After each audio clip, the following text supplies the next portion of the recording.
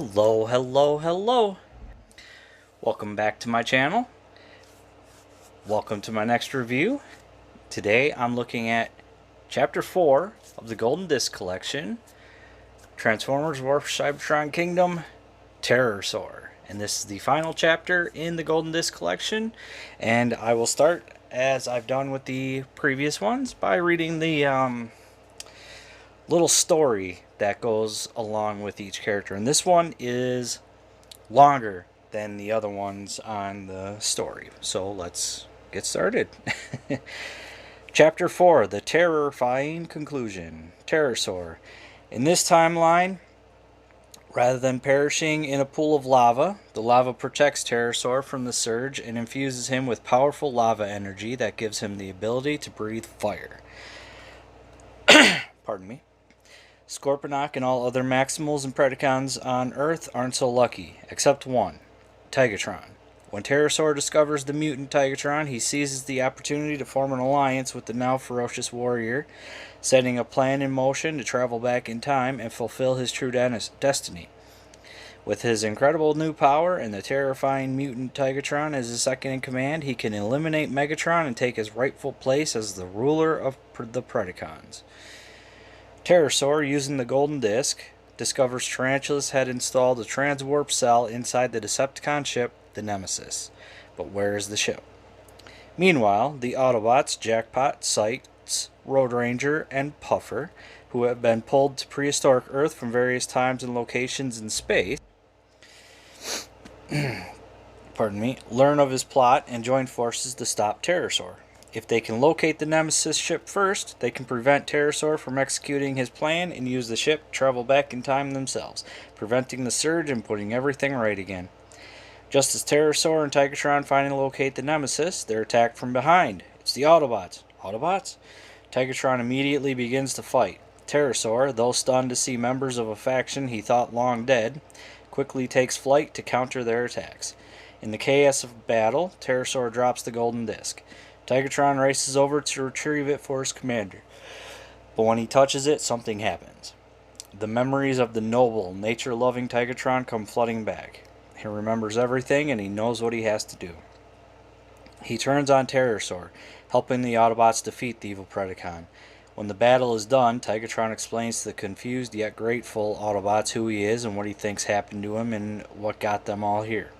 The new allies realize that even if they go back in time, the quantum surge is still coming. It will still wipe out everyone. The only way they can save the future is by figuring out a way to suppress the blast. Tigatron has a plan, but the Autobots have to trust him. He and the Autobots travel back to just before the surge. Tigatron sends Puffer in a pod with the ship's transwarp drive away from the imminent blast. He then steers the Nemesis directly into the explosion, attempting to absorb as much of the force of the blast at its inception as he can. The crash destroys the Nemesis ship and everyone inside.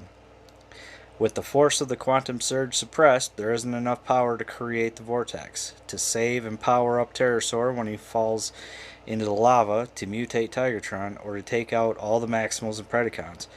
And so the Autobots are never brought through the vortex. Terrorsaur perishes in the lava, Tigatron never mutates, and the Maximals and most of the Predacons survive, getting hit by a less powerful surge that causes some to gain new transmetal forms. The end. Whew, and that was a lot. So, there you can see Terrorsaur. There's his packaging. And we will first look at his packaging. And, of course, it is the final quarter of the Golden Disc. So we will end up putting all the packaging together once we're done. But here you see Kingdom, War for Cybertron Trilogy, Golden Disc Collection, Terrorsaur, Hasbro, Cartomi, Generations, Transformers.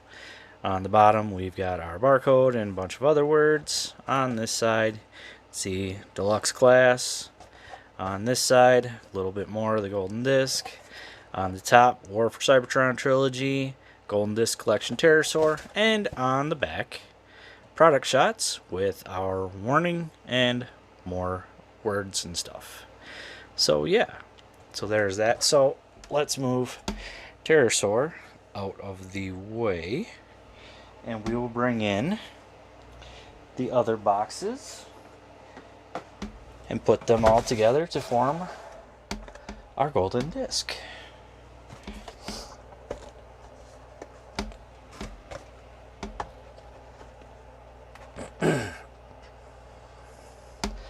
And there we go.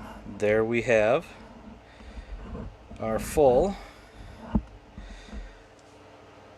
golden disc, the entire collection, all 4 chapters together, and it looks good. It's cool. I like the fact that they did that.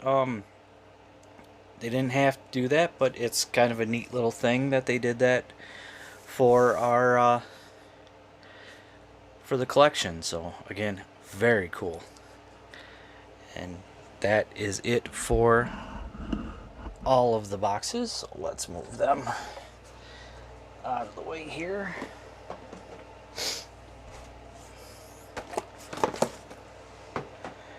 And we will bring Terrorsaur back in. And sometimes I do have a hard time getting him to stay standing. Just like that. There we go. So there we have Terrorsaur. Pardon me. And he comes with a couple of accessories. For one, he comes with his blaster. Looks very nice. Looks like it was molded in red, and then some of it was painted gunmetal gray. Really nice detailing on that. Like that. You can see there's tabs here, and we can store it on his dyno mode, but I'll get to that in a little bit. The other accessory he comes with is a golden disc. So very cool. And then on the back we can see it is the Sounds of Earth. Although it's the alien golden disc, so I mean the way it should have properly been done is these symbols should have been on this side as well, because it's not the human golden disc, it's the alien golden disc, the Vok golden disc. So, but it is what it is. I mean, it's just like what we got with the Ark. You know, we got one of the discs that came with the Ark, so it's fine. It's cool. Set that off to the side, and we will bring in Terrorsaur to take a good look at him. You can see that it is a heavy retool, remold of Airazor. See, they completely changed the wings, the tail here, this section, like everything that could be changed was changed. There's very little other than for the way it transforms in a way that is that was part of Airazor. So yeah, and like I said, you can store the weapon, and you can see these tabs, and there's a slot right there, and it's on both sides, so you can store the weapon just like that if you want. So there is weapon storage if you like. Now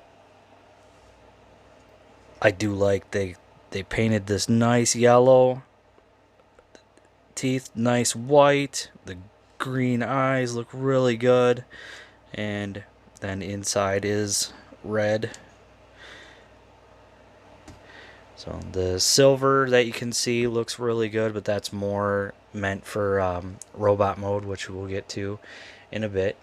Articulation, the head can move up and down. I already showed that the mouth opens. You can move the feet, you can move these pieces if you want, or these sections of the legs. The wings can go up and down, can go in and out on the outer section of the wing, and you can untab and move the tail up and down. So yeah, there is all of that, and it works. It looks good. Like they made a lot more changes than I expected from the Airazor mold. I mean, but you can tell that they did use the Airazor, the Airazor mold as sort of a base, and then just went from there. So he's a rather thick Dino Bird. But, or I suppose pterosaurs, I mean, pterodactyls technically aren't, we're not going to get into that. But, yeah, he's very thick. If you want, you can, like, move these up just like this, and that'll sort of give you a little bit more, but then you can try and stand him up just like that, and that looks pretty good too. Of course, he also looks like he's just sort of squatting. But yeah, one thing to remember, because I have noticed that some people did miss them. There's these pieces right here. They come out. They are not on him. They're in this like little paper, like wrapped up in this little paper that's taped to the back of the inside piece. Let me grab that and I can show you.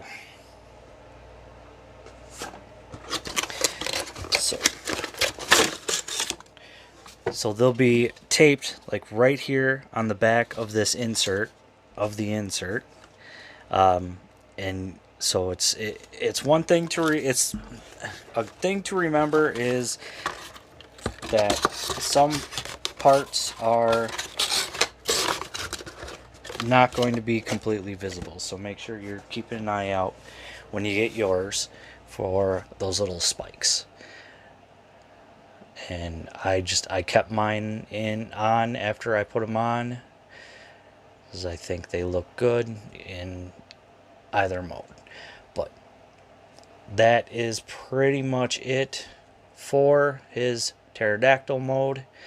So let's get down to transforming this guy. And first thing we want to do is we want to untab this. Then we're going to untab these, and there's a little tab right here that tabs on the inside of the legs. Rotate them down, straighten out the legs, rotate the lower legs right here, and then rotate the foot, and that'll give us one leg done. Same thing here, rotate, straighten everything out, rotate, rotate, and then I'm going to rotate the waist around, and that'll give us his proper robot mode waist. Now what we want to do is want to sort of bring the wings back for the moment. Want to rotate the head here down. Oh, don't do that though. Okay, so untab the hands, and it's just like it was with AirRaiser, this little tab that sort of slots in right there, and we're just going to bring them out and leave them like that for now.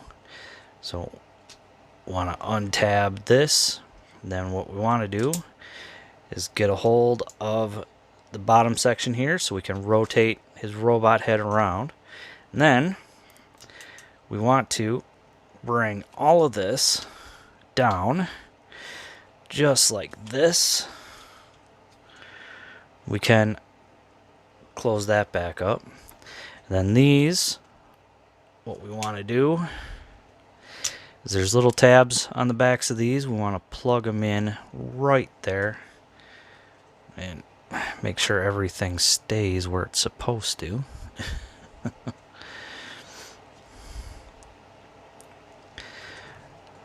So, and this, bring this down just like this. Keep the head down.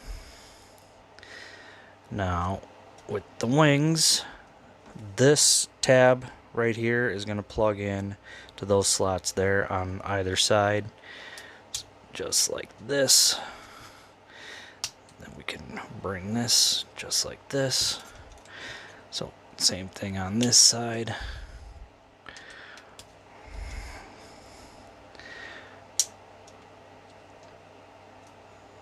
And there's those pieces done, or those bits done.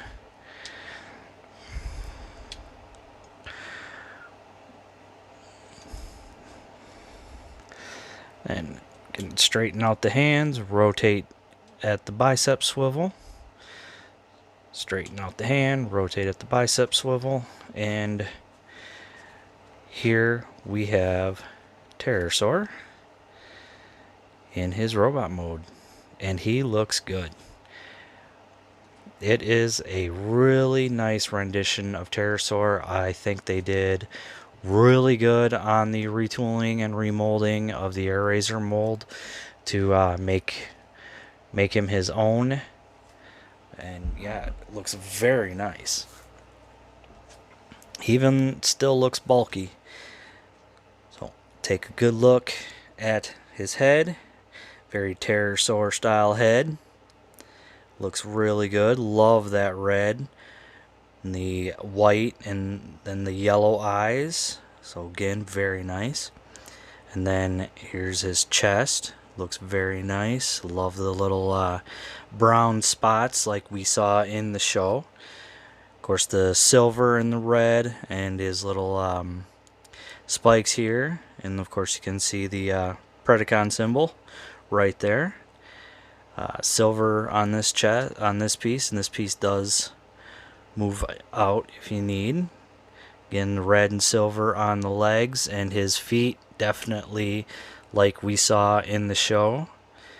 So very nice. I do think that they did a really good job with this. I really do. I know a lot of people, like with the mistransformations we saw, had been worried, but he looks good. You know. Now, articulation, head is on a ball joint. We get rotation. We get a little bit of wiggle. You can look up, look down a little bit. So not by much, but it's enough. Arms can go out that far. Can do a full 360, but the wings get in the way. We do have that bicep swivel. We've got just over 90. Nothing at the wrist unless you use the transformation joint. We have waist. Of course, it is hindered by this piece. Of course, if you move that out, then you can get more. You can kick forward. Yeah, even with that, you can kick forward that far. You can kick back only that far. We got full Van Dam. Very nice on that. Nothing for a thigh swivel. We've got swivel just above the knee. We've got over 90 for the knee, so like full movement for the knee. So very nice on that. And then, of course, with the foot, they are on a ball joint, so you get all kinds of movement with that. And it works. It definitely works.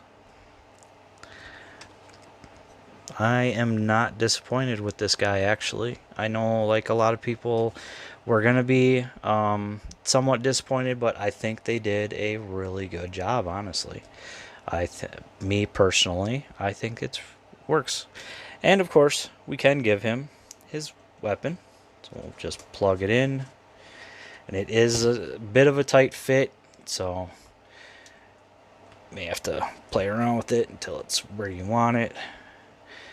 And there we have Pterosaur armed up. The only issue I have with mine is, like, at the feet, it's really loose. I'm thinking about taking some floor polish or something to tighten those up, because that is rather annoying. Like,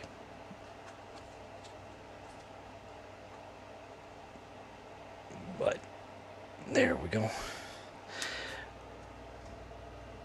But he looks good. He is really well done, in my opinion. And then there's the golden disc that he had a hold of. So yeah, very nice figure. really happy with an updated Terrorsaur. Looks great. Looks so close to like he jumped out of the show. I know some things don't match up, like especially with the wings, but I can understand like you're limited on what you can do to have both modes look decent, and this they did a great job in my personal opinion. I'm very happy with this figure. This is an excellent version of Pterosaur. I think the only time that we're going to see a Pterosaur that's going to go above and beyond compared to this is when or if we possibly see a masterpiece. I think that's the only time we're going to see one that does it better, personally. But again, you also never know. So, yeah, that is going to be it for that. I know that Amazon no longer has these available. If you are hunting down for one, I hope everybody who was wanting one was able to get their pre-order in for this guy. I know I was worried for a moment, like, that I wasn't going to grab my pre-order fast enough, but I was able to get mine. I'm happy that I did, and I'm really happy that he was finally released and sent out, and I think I've only got one more Kingdom figure to get, and then it's just waiting for Legacy to start hitting shelves. So I think Blaster is the final Kingdom figure that I need, and then that'll be it for War for Cybertron, new figures. So Legacy will be up after that once they start showing up on shelves, and I'm looking forward to that. But yeah, there is Terrorsaur. I hope you got some good information. I hope you enjoyed this review.